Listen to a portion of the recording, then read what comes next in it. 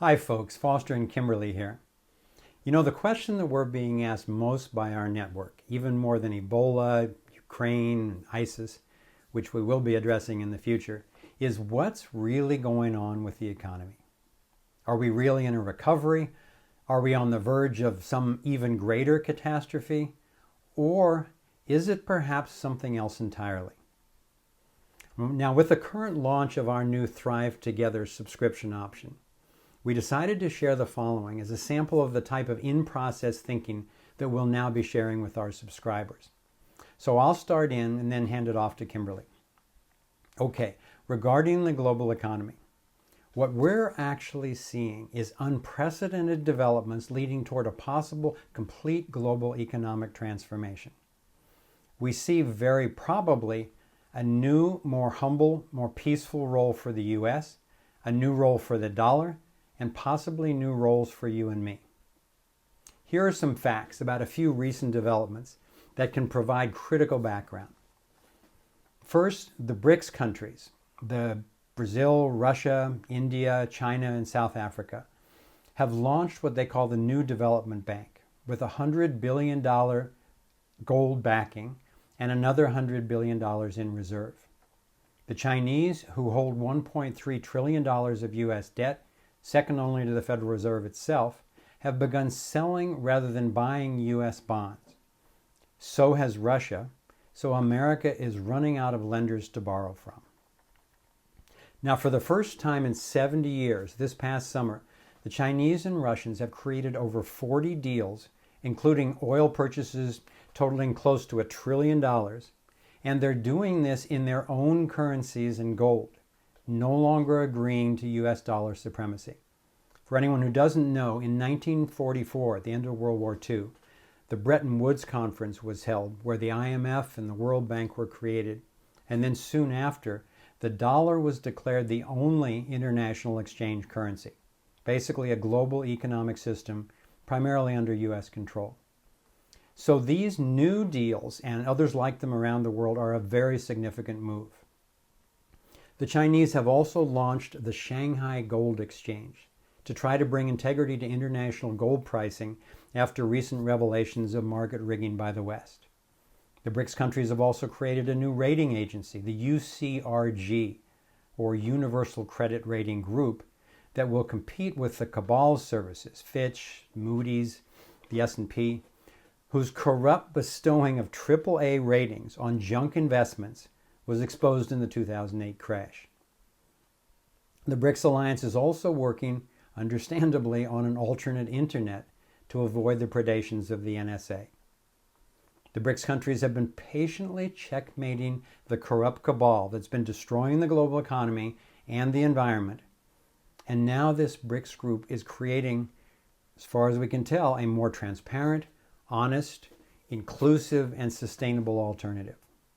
So, I want to tell you a real story that might sound like a fiction thriller, but which I'm saying publicly now because I believe the evidence is strong enough to support its validity.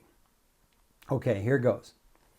In addition to these BRICS developments, there is an alliance of spiritual elders, often referred to as the dragon families. They represent China, Japan, the Philippines, Indonesia, and Vietnam at least. And they are stewards of the largest off-the-books gold troves in the world. It represents most of the wealth on the planet and is sometimes called Yamashita's gold. Now, this is fully documented in a 2005 book called The Gold Warriors, which we highly recommend that you read. Gold has been the most trusted medium of exchange and storehouse of wealth throughout history, and we're being told that these families want to use the vast resource collected over centuries to support debt relief, humanitarian projects, and transformative innovations and inventions. They apparently would be willing to provide the gold to back the dollar and keep America in the game. But the Western Banking Cabal needs to end their scam of creating money out of nothing and bankrupting other countries, and then move to an honest, asset-backed system. We've also been made aware that there are many individuals in the armed services and in the intelligence agencies who are horrified at the deceptive and destructive agenda of the Washington Consensus and the military-industrial complex. And they are not only unwilling to support more U.S. imperialist agendas, but are working hard and at great risk to correct the situation. In addition to the Oath Keepers and Veterans Against War, there is a committed group who call themselves the White Hats, who have apparently been brokering a pending peaceful resolution, a deal between the Asian elders and the banking cabal. And there are a lot of reports that these new negotiations are now reaching completion, though success is obviously not guaranteed. So, you might be asking yourself, as I did, why would the banking cabal go along with all this? To answer that, let's look back at some relevant history, because the relationship between the elders and the cabal goes back centuries. But a hint of this dynamic is revealed by a few little-known occurrences. First, the central banking debt-based money scam goes back several centuries to the founding of the Bank of England and the spread through Europe of the Rothschild family. U.S. President Andrew Jackson fought off assassination attempts for trying to prevent fiat money central banking in the U.S. Abraham Lincoln was assassinated shortly after he tried to get rid of fiat money. Fast forward to 1913. The Fed, the Federal Reserve, and the IRS are created in the same year, and 1 century later, the purchasing power of the dollar has collapsed by more than 97%. In 1933, President Roosevelt confiscated the gold of all Americans to help repay secret debts to European central bankers. We're being told that the Bretton Woods system itself was backed by borrowing from the Chinese against these vast gold holdings, and repayment of these loans is greatly overdue. In 1963, President Kennedy issued Executive Order 11110, you can look it up, to issue dollars outside the Federal Reserve System, and at the same time he agreed to a deal with President Sukarno of Indonesia to use Asian gold troves to help stabilize the U.S. economy and to develop Asia and Africa. Shortly thereafter, as you know, he was assassinated. 1971, President Nixon took away the gold backing of the dollar and now allowed money to be printed without anything real backing it. And now the U.S. debt is almost $18 trillion. After the 2008 financial collapse, in the first, for a long time, partial audit of the Fed, it was discovered that they covertly gave away at least $16 trillion to domestic and foreign banks. Now, for comparison, the entire U.S. gross domestic product last year was just $16.2 trillion. Currently, the too big to fail banks globally are carrying over $700 trillion in derivatives debt, and the Federal Reserve has been printing tens of billions of dollars a month in fake money, putting the burden of repayment on us and on generations to come, and calling it by the lovely name of quantitative easing. This is exactly the kind of thing that the elders don't want to happen all over the world. China is buying huge amounts of gold in addition to the troves I mentioned earlier. The U.S. is hugely indebted to China and Japan, and with nuclear weapons and millions of soldiers, China can't be pushed around like so many other countries that the U.S. has bullied. Countries around the world are beginning to reject the use of the U.S. dollars, backed by nothing but the promise of a broke, heavily indebted imperialist country. Now, interestingly enough, repayments of hundreds of tons of Asian gold that China had moved to the U.S. for safekeeping is 15 years overdue. And the first shipment of gold back to China was due on September 12, 2001. Yes, the day after 9/11, when the offices that were handling the pay arrangements in the Twin Towers and the Pentagon were destroyed. Bottom line, audits of Fort Knox and the New York Fed, our gold repositories in the U.S., aren't allowed. When Germany demanded their loaned gold back recently, the U.S. refused. America apparently does not have enough gold to join the world in backing their currency. The elders are offering a way out of this doomsday reality. Okay, now based on these facts and our educated speculation, let's look now at possible scenarios. In a worst case, let's call this one Plan B, The U.S. and the banking cabal resist the offer of the elders to provide gold to back U.S. currency, and they reject joining the rest of the world's new asset-backed system and the associated humanitarian relief. America would be isolated. The war hawks try to stay imperialistic. They try to create false flag events leading to a World War III, and they continue to try to impose their police state to their last dying breath. The big banks and the U.S. government are broke, so this would mean the collapse of the dollar and complete social breakdown in the U.S. Not a pretty sight. Or, more likely in my opinion, but certainly not guaranteed, Plan A. The Western cabal reluctantly agrees and goes along with the release of ample historic funds for honest asset-backed money, currency resets, debt relief, and historic humanitarian projects. The dollar may still devalue, and most likely there would be major transitional challenges. But in the long run, a much more stable economy without fake money. And the global domination agenda is cast out to the trash heap of history at last. In the U.S., there would be a switch from Federal Reserve notes, debt notes, to asset-backed TRNs, or Treasury Reserve notes, which we're being told have already been printed. And prosperity based on real money begins to be restored. Now, of course, in this scenario, we need to be alert to secure a truly free and empowering world of equal rights for everyone, and not just wind up under the thumb of some new world regime in some sort of global royal hierarchy or communist tyranny. The elders must be held carefully to their spoken covenant to use these vast gold troves to reboot the world for humanitarian benefit. Also, soon the fractional reserve banking system will need to disappear along with fiat money, because they are both illegitimate partners in crime.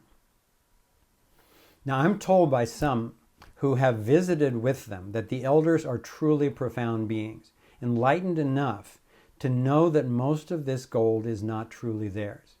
That in fact, much of it represents the plunder of centuries of war, and that they are just stewarding its careful return to the peoples of the world. I'm told that their core commitment, as opposed to control and greed, is to the spiritual legacy of their families, their people, and to the peoples of the world. And I hope that it's true. This is not the People's Republic of China. This is a separate entity. So, what's really going to happen? That depends on what the cabal does, and what the elders do, and in the long run, what people like you and I do. And with all that's going on that is so insidious, why would I think that this Plan A is more likely? Well, because there are very well-informed insiders working on this with whom we're in contact. These are not just some rumors on the internet for us. These same people forewarned us about the coming of the BRICS Bank, the revelations of the LIBOR interest rate and gold price fixing scandals, the new TRNs, and much more. Now, the timing of this type of unfolding event is understandably uncertain, but confirmations of key intel just keep showing up. The BRICS alliance is a hugely significant move, and the Asian gold troves, which the CIA has been trying to locate and steal for decades, are real. I know it can seem strange to open to the possibility of such vast and beneficial global transformation. But there is a lot of evidence that the world is reorganizing around the fundamental pattern of restoring the wholeness of natural systems. We've been studying these emerging global economic changes intensely for the last 3 years. And now it finally seems like the time to bring this conversation out into the light, because so many of the verifiable predictions are now actually happening.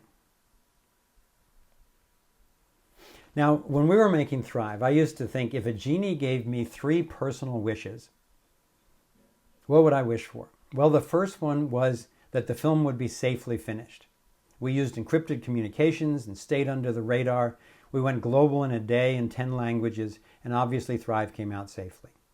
My second wish was that there would still be an open internet to spread Thrive's message worldwide. That too happened, especially with the help of anonymous computer whizzes and committed activists everywhere. Now, my third wish, which seemed really outrageous at the time, was that there would be a force in the world powerful enough to checkmate and transcend the global domination agenda of the Western banking cabal that we'd laid out in our film. I was amazed, I am amazed, and encouraged that this too seems to be coming true. I think one of the reasons that Foster and I are so optimistic is because of the exposure we get. You know, Thrive is out in so many languages now that we are exposed to people and movements from every continent. And as a result, I feel like what happens is we're able to see a pattern. And the pattern that emerges, it's informed by specific incidences, but it's just a vantage that allows us to see that a new paradigm really is emerging. And we see signs of that all the time.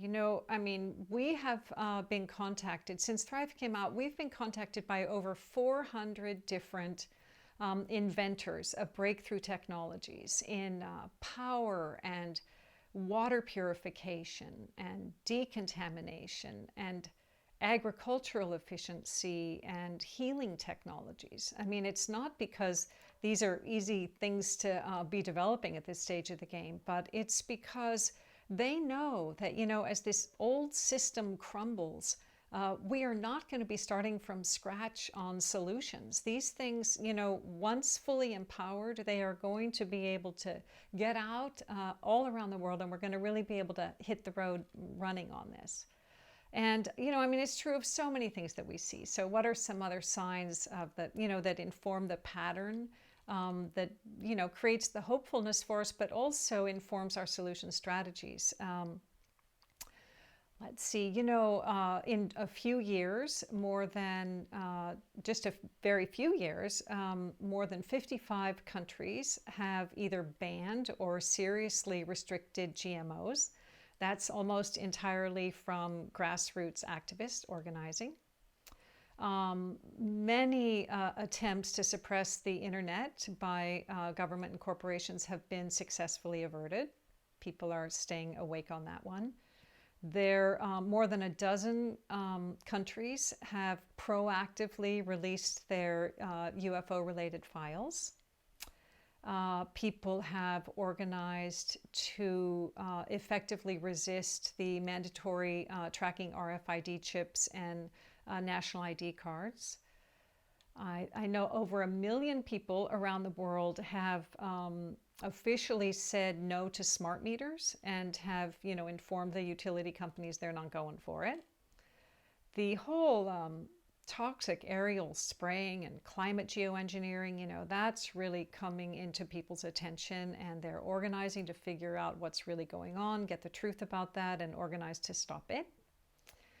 The non-pharmaceutically controlled cancer cures are also becoming much more available to people. For sure, the medical cannabis, but also others. There's one I've been working with recently called GCMAF. You can check it out at gcmaf.eu. I'm super excited about that one. Another sign that informs the pattern. Big banks have been fined now for market rigging and fraud. And, for sure the amount that they've been fined is insufficient, and the individuals haven't been held accountable. But nonetheless, I think it's significant because it takes it out of, this whole fraud and market rigging. It comes out of conspiracy theory and into official acknowledgement. And I think there's going to be a lot more of that coming down the pike. The other thing that I know warms my optimism is that the whole consciousness and activist movements are really coming together and sharing the wisdom and the experience of each. Another thing I love is that young people in particular are getting their news from different sources and are not getting, bogged down by the mainstream distraction. And I think that, that's related to something that I see with people all over, which is that I think that we are increasingly questioning the accuracy of the image that we've been led to believe about ourselves. And, we're really finding each other and those who recognize and believe in and are helping to manifest something different. And a lot of people can feel it. I think, especially those who are, engaged in helping to make things happen. And it's the reason I'm so excited for Thrive Together, because our network is so intelligent and so, each country's at a different stage in this whole evolutionary process. And so we can really learn from each other, and, we'll be informed by the topics that you want us to address and your experience and insights, as well as we'll be engaging in those that we've been studying and are engaged in right now, and kind of just opening up our real-time research process with you. So in addition to the topics that you suggest, we will also be covering, more of everything that Foster's talked about today, and the whole changing role of the United States in global affairs. And also, we'll have people on who disagree, who have different worldviews and perspectives, but we'll have it a forum where we can speak respectfully and intelligently with one another on, topics like climate change, so that we can really figure out what is going on, so that we can be prepared for whatever that is. And we're going to be talking about the fact that the United States is actually a corporation, and what are the ramifications of that. We'll be talking about new science and the free energy and the other innovations that we're connected to. And we'll get people in who are really informed about the whole UFO disclosure around the world and what's going on with that. And also the whole history and justification for authoritarian rule. How did the government and the cabal get the power that they have? And how does the liberty perspective inform our understanding of that, and also our solutions? I'm really excited to unpack that one together. It's so, it's just kind of the root of all of this that I think we really need to look at, and I'm excited to. So, the idea is we're going to get real-time interactive with you, so that together we can develop a roadmap for transformation, and really getting specific implementable stages of action and the principles behind them, so that we can actually together get from where we are to where we need and want to be. In addition to this type of sharing, we're excited and eager for our real-time interactive calls with you, and also to be addressing your questions and hearing your insights. Below this video, we'll put a link to another clip that describes our new Thrive Together initiative.